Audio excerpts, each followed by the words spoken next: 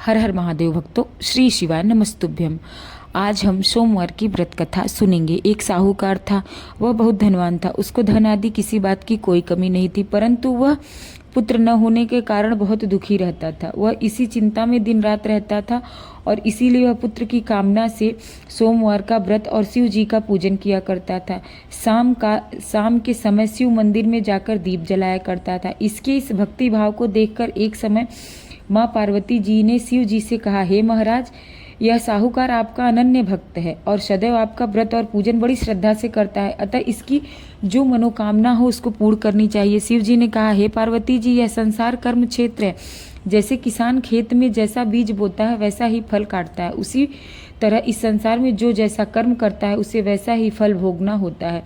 पार्वती जी ने अत्यंत आग्रह से कहा कि हे महाराज, जब यह आपका ऐसा भक्त है, यदि इसको किसी प्रकार का कोई दुख है तो इसको अवश्य दूर करना चाहिए, क्योंकि आप तो सदैव अपने भक्तों पर दया करते हैं, उनके दुखों को दूर करते हैं। यदि आप ऐसा नहीं करेंगे तो मनुष्य आपकी पूजा व्रत क्यों करेगा। पार्वती जी की ऐसा आग्रह देख शिव जी महाराज प्रसन्न होकर कहने लगे, हे पार्वती, इसके कोई पुत्र नहीं है। इसी पुत्र चिंता से यह बहुत दुखी रहता है। इसके भाग्य में पुत्र न होने पर भी इसको पुत्र की प्राप्ति का वर देता हूँ, परंतु यह पुत्र केवल 12 वर्ष तक ही जीवित रहेगा। इसके पश्चात वह मृत्यु को प्राप्त होगा। इससे अधिक और कुछ इसके लिए नहीं कर सकता।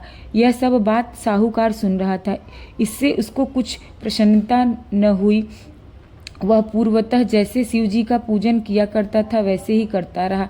कुछ समय व्यतीत हो जाने पर साहूकार की स्त्री गर्भवती हुई। 9वें महीने में उससे एक सुंदर पुत्र पैदा हुआ। साहूकार के घर में बहुत खुशी मनाई गई, परंतु साहूकार को उसके 12 वर्ष की आयु का ज्ञात था और न ही किसी को अपनी बात बताई। जब वह 9 वर्ष का हो गया तो उसकी माता पिता से कहने लगी, यह विवाह के योग्य हो गया है, परंतु साहूकार कहने लगा, मैं अभी इसका विवाह नहीं करूंगा और इसे काशी में पढ़ने के लिए भेजूंगा। फिर उस साहूकार ने अपने साले अर्थात बालक के मामा को बुलवाया, उसको बहुत सा धन देकर कहा, तुम इस बालक को काशी जी पढ़ने के लिए ले जाओ और रास्ते में जहाँ जगह मिले यज्ञ कराते, दान देते, ब्राह्मणों को भोजन कराते जाओ। इस प्रकार वह दोनों मामा भांजे सब जगह यज्ञ करते और ब्राह्मणों को भोजन कराते जा रहे थे। रास्ते में उनको एक शहर पड़ा मिला। उस शहर में जहाँ की कन्या का विवाह हो रहा था, दूसरे राजा का लड़का जो विवाह के लिए बारात लेकर आया था वह एक आंख से काना था। उसके लड़के के पिता को इस बात की बड़ी चिंता थी कि कहीं वर को देख कन्या के माता पिता विवाह में किसी प्रकार की अड़चन न पैदा कर दे। इस कारण जब उसने अति सुंदर सेठ के लड़के को देखा तो मन में विचार किया कि क्यों न दरवाजे के समय लड़के से वरमाला करा दी जाए। ऐसा विचार कर राजा ने उस लड़के और उसके मामा से कहा तो वह राजी हो गए और साहूकार के लड़के का स्नान आदि कराया, वह कपड़े पहनाकर तथा घोड़ी पर चढ़ा दिया, पर दरवाजे पर ले गए और बड़ी शांति से सब कार्य हो गया। अब वर के पिता ने सोचा, यदि विवाह भी इसी लड़के से कर दिया जाए तो कोई बुराई नहीं है। ऐसा विचार कर उसके मामा से कहा, यदि आप फेरो और कन्यादान का काम भी करा दे तो आपकी बड़ी कृपा होगी, हम इसके बदले आपको बहुत सा धन देंगे। उन्होंने स्वीकार कर लिया और विवाह कार्य बहुत अच्छी तरह से हो गया। परंतु जिस समय लड़का जाने लगा तो राजकुमारी की चुनरी के पल्ले पर लिख दिया कि तेरा विवाह तो मेरे साथ हुआ है, परंतु राजकुमार के साथ तुमको भेजेंगे, वह एक आंख से काना है और मैं तो काशी जी पढ़ने जा रहा हूँ। उस राजकुमारी ने जब अपनी चुनरी पर लिखा हुआ पढ़ा तो उसने राजकुमार के साथ जाने से इनकार कर दिया और कहा कि यह मेरा पति नहीं है, मेरा विवाह इसके साथ नहीं हुआ, वह तो काशी जी पढ़ने गया है। कुमारी के माता पिता ने अपनी कन्या को विदा नहीं किया और बारात वापस चली गई। उधर जेठ का लड़का और उसका मामा काशी से पहुंच गए। वहां जाकर उन्होंने यज्ञ करना और पढ़ना शुरू कर दिया। जब लड़के की आयु 12 वर्ष हो गई तब एक दिन उन्होंने यज्ञ रखा था। लड़के ने अपने मामा से कहा कि आज मेरी तबीयत कुछ ठीक नहीं है। मामा ने कहा अंदर जाकर सो जाओ। लड़का अंदर जाकर सो गया। थोड़ी देर में उसके प्राण निकल गए। जब उसके मामा ने आकर देखा तो वह मुर्दा पड़ा है।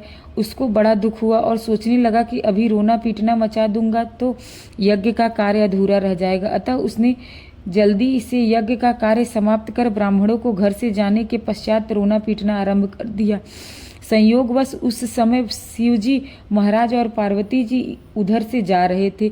जब उन्होंने जोर जोर से रोने पीटने की आवाज़ सुनी तो पार्वती जी शिवजी से आग्रह करके उसने के पास ले गई।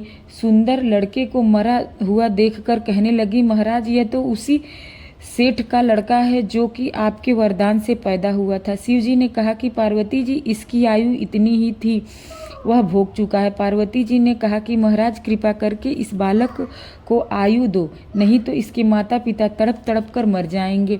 पार्वती जी के इस प्रकार बार बार आग्रह करने पर शिव जी ने उसको वरदान दिया और शिव जी महाराज की कृपा से लड़का जीवित हो गया। शिव जी पार्वती जी कैलाश चले गए।